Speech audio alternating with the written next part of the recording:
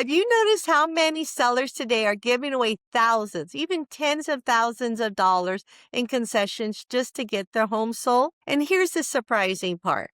Many of those concessions were never actually necessary.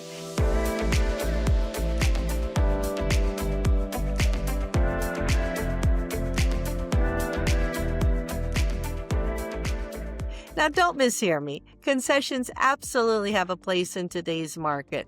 There are situations where offering a credit, helping with closing costs, or even contributing to a rate buy-down can be a smart strategy. But offering concessions right out of the gate should never be the default. And what I'm seeing throughout Weston, Parkland, Plantation, and Davie is that many sellers are giving up money because of poor pricing, poor home preparation, or even weak negotiation. It's not because buyers truly have the leverage. My name is Athena Baracus. I'm your luxury South Florida Realtor with the Moving to Weston team.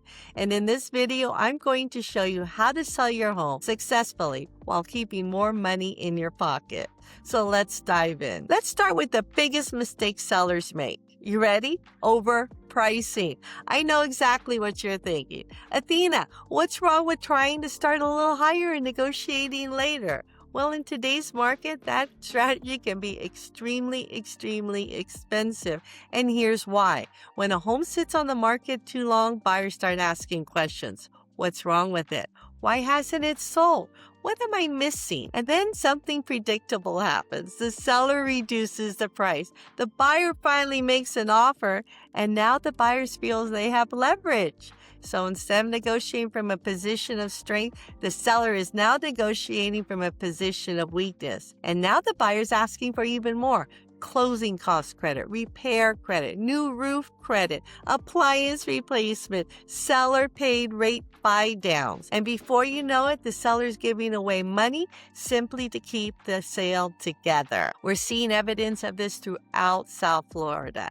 Let me give you an example. Here in Weston, homes are taking significantly longer to go under contract than they did through the frenzy of 21 through 2023, which we call the unicorn years. But depending on the source, and in this case it's Zillow, the average market times are now ranging from 56 to 75 days, giving buyers more time to negotiate. Another example, buyers have more negotiating room than they've had in years. Many homes are taking between 40 to 61 days to reach a contract, depending on the neighborhood and the pricing strategy offered by the seller. What is the lesson? Well, the lesson's very simple.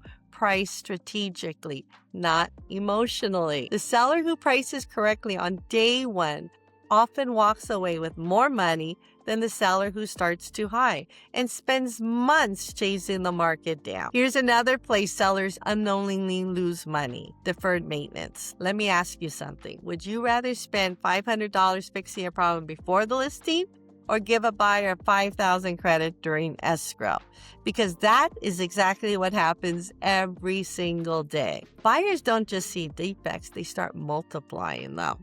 A loose band is a safety concern. A small roof issue becomes a major roof concern. An aging water head becomes a future expense that needs to be handled today. And suddenly they're asking for thousands of dollars. Before you list, walk through your home like a buyer. Look for the touch-up paint, caulking issues, loose fixtures, cracked tiles, minor plumbing repairs, landscape cleanup, burned out bulbs. The best thing you can do is ask for a 4-point inspection report. Not sure what that is? I'll share that with you in a little while. These small details communicate something important, and they tell that the home has been cared for. And when buyers feel comfortable, let me tell you something, they tend to ask for fewer concessions. In Weston especially, where buyers often compare multiple well-maintained homes within the same community, presentation matters tremendously. Even Realtor.com notes that cosmetic improvements often help protect and help the property sell faster, while major renovations rarely provide the full return on investment. Let me say this again. Small fixes go further than major rehauls. I know, counterintuitive, but absolutely true. Okay, so this is where marketing changes everything. Most sellers think concessions are determined by the buyer. I completely disagree. Concessions are often determined by the amount of competition. So let's think about this. If you had one buyer interested in your home, the buyer feels super powerful. You have 3 buyers interested, everything changes. The conversation shifts from what concessions can I get to how can I win this house? That's what you want. How can I win this house? So let's talk about this a little bit more. We're going to talk about exposure and why exposure matters. And exposure matters tremendously to get those multiple offers in and get more buyers interested in your property. And how do we do this? With professional photography, professional video, social media marketing, email campaigns, database campaigns, AI targeting advertising, which I absolutely love, and I am all into it. Open houses, agent outreach. The goal isn't just to get your home listed. That's the easy part. The goal is to create urgency and demand around your home as opposed to the competition. And why? Because urgency reduces concession requests. And that's the one reason why sellers who invest in marketing often walk away with higher net profit than sellers who try to save money on the listing process. Now let's talk about the inspection phase. This is where many sellers panic. The inspection report comes in. The buyer submits a list of requests, and the seller starts immediately saying yes, yes, yes, yes, because they want to save the deal. Big mistake. Not every request deserves a credit. Not every item deserves a negotiation. In fact, many inspections reports come back with dozens of minor items that are completely normal wear and tear for a home. A smart seller asks these questions. Is this a legitimate issue? Is this a health and safety concern? Will it affect the buyer's financing? Or is this simply a buyer trying to improve their negotiation position? Sometimes the answer is a firm no. Sometimes the answer is a partial credit. Sometimes the answer is fixing the issue directly, and sometimes the answer is simply reminding the buyer that they are purchasing a resale home and not a brand new construction property. Negotiation is not about winning every battle. It's about protecting your bottom line while keeping the deal live. Here's what experienced negotiation really matters. Let's say a buyer asks for a $20,000 price reduction. Many sellers immediately assume they have 2 choices, yes or no, but there may be a better option. For example, instead of reducing the price by $20,000, what if you offered a smaller credit or contribute toward a mortgage rate buy down? Or split the requested repair, or replace a specific item rather than providing the cash. Sometimes a $5,000 or $7,500 concession solves a buyer's problem without sacrificing the $20,000 from your proceeds. This is particularly important in today's market because buyers are highly sensitive to monthly payments. A targeted rate buy down may create more value for the buyer than a larger price reduction, and it often costs the seller much less. The key is understanding what problem the buyer is trying to solve. Once you know the problem, you can negotiate the solution. So this may be the most important lesson of the entire video. Too many sellers become obsessed with one number, the sale price. But the sale price isn't what goes into your bank. The net proceeds go into your bank.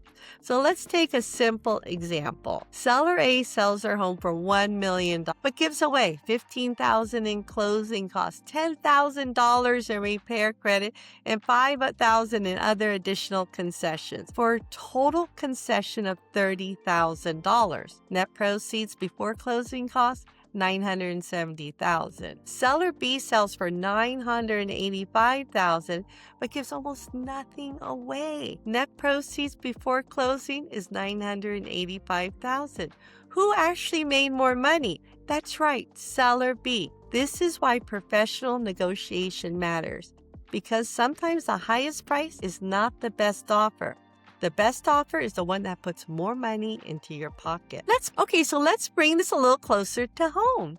In Weston, we're seeing buyers become more selective as homes spend more time on the market compared to those ultra-competitive years, those unicorn years. Sellers who price correctly and present their home well are avoiding many costly concessions that overpriced listings eventually face, those issues that we just talked about. Here in Parkland, for example, homes that are positioned properly are still moving, but buyers have more negotiating power than they had a few years ago. Sellers who come to the market prepared are often protecting more of their equity. It's another example close to home. In Plantation, inventory has increased and buyers have options. That means presentation, pricing, and negotiation are more important than ever. And in Davie, we're seeing similar patterns where buyers are taking more time, comparing more homes, and expecting more in value. The sellers who understand today's market are outperforming those who are still using the 2021 strategies. They don't work in today's market. The market has changed, but the opportunity for sellers still exists. The seller who adapts are the ones who keep more money in their pocket. So if you take anything away from today's video, let it be this. You do not have to give away thousands of dollars in concessions just because the market has shifted. Do this. Price correctly. Prepare your home. Create demand. Offer smart alternatives and focus on net profit, not just the sale price. Because selling your home isn't about giving away equity. It's about protecting it. So now if you're thinking of selling your home in Weston, Parkland, Plantation, or Davie, or anywhere here in South Florida, I would love to hear from you. What is your strategy for selling in today's market? Drop your comments below and let me know. And if you'd like to know what your home could realistically sell for in today's market and how to maximize your net proceeds, book an appointment. The link is in the description below, and we will curate a custom strategy just for you. Don't forget to like, subscribe, and turn on notifications because we're here every week sharing real-world strategies to help South Florida homeowners make smarter real estate decisions. I'll see you in the next video.